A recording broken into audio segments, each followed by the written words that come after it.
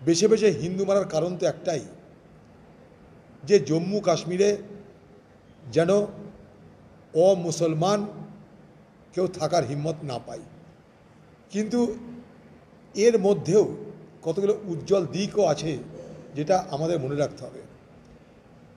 এই পর্যটকদের বাঁচাতে যারা ওখানে ঘোড়া চালায়, মানে ঘোড়ার পিঠে চাপিয়ে যারা ভ্রমণ করায়, শহীদ যাদেরকে বলে, তারা কিন্তু বাঁচাতে চেয়েছিল এই পর্যটকদের।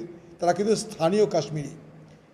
পর্যটকদের উপরে এই ঘটনার পর সেখানে না পুলিশ না সিকিউরিটি কেউ তো ছিল না, তখন কিন্তু স্থানীয় মানুষ সবাই তাদেরকে রক্ষা করতে, বাঁচাতে তারা কিন্তু ছুটে এসেছিল, এবং তা করতে গিয়ে স্থানীয় একটা কাশ্মীরি যুবক সে কিন্তু মারা যায়।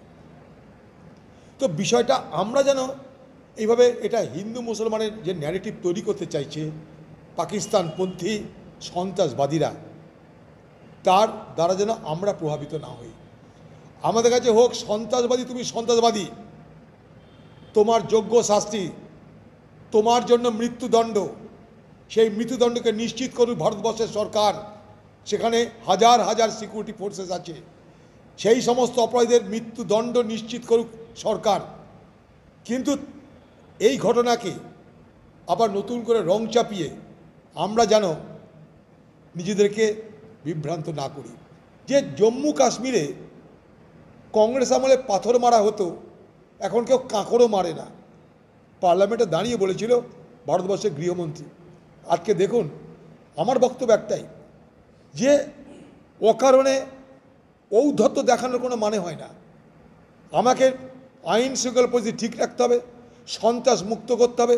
তার জন্য বড় বড় প্রতিশ্রুতি দেওয়ার কোনো দরকার নেই। আপনাদের প্রতিশ্রুতির উত্তর আজকে কি হবে বলুন? এত মর্মান্তিক, এত দুঃখজনক ঘটনার সাক্ষী হয়ে থাকলো আবার সেই জম্মু কাশ্মীর, বরফের দেশে, সবুজের দেশে আবার নতুন করে রক্তের হুলি খেলল সেই সমস্ত সন্ত্রাসবাদীরা। পাকিস্তান মদতপুষ্ট হয়ে যারা ভারতবর্ষকে দুর্বল করার জন্য আজ থেকে নয়, 70-এর দশক থেকে যারা চেষ্টা চালিয়ে যাচ্ছে, সেই অপশক্তি আজও বিদ্যমান, আজও বিরাজমান। এটা কিন্তু প্রমাণ হলো। সেখানকার মানুষ, স্থানীয় যারা মানুষ, তারা কিন্তু এই পর্যটকদের রক্ষা করবার চেষ্টা করেছে, তার জন্য প্রাণও দিয়েছে। এটাও কিন্তু মাথায় রাখতে হবে। স্থানীয় মানুষ কিন্তু সবাই তারা কাশ্মীরি, তারা কিন্তু মুসলমান। দেখুন,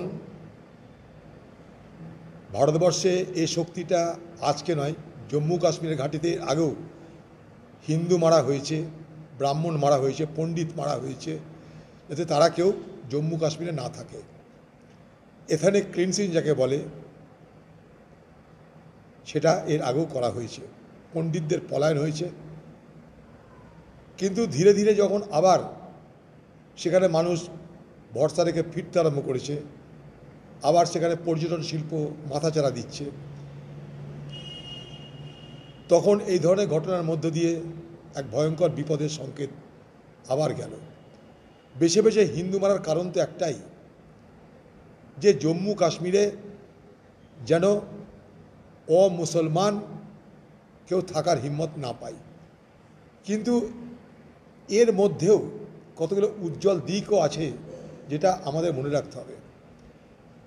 এই পর্যটকদের বাঁচাতে যারা ওখানে ঘোড়া চালায়, মানে ঘোড়ার পিঠে চাপিয়ে যারা ভ্রমণ করায়, শহীদ যাদেরকে বলে, তারা কিন্তু বাঁচাতে চেয়েছিল এই পর্যটকদের।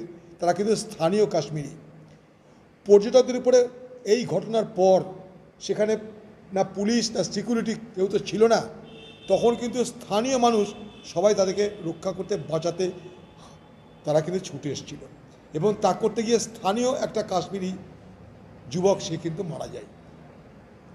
তো বিষয়টা আমরা যেন এইভাবে, এটা হিন্দু মুসলমানের যে ন্যারেটিভ তৈরি করতে চাইছে পাকিস্তানপন্থী সন্ত্রাসবাদীরা, তার দ্বারা যেন আমরা প্রভাবিত না হই। আমাদের কাছে হোক সন্ত্রাসবাদী, তুমি সন্ত্রাসবাদী, তোমার যোগ্য শাস্তি, তোমার জন্য মৃত্যুদণ্ড, সেই মৃত্যুদণ্ডকে নিশ্চিত করুক ভারতবর্ষের সরকার।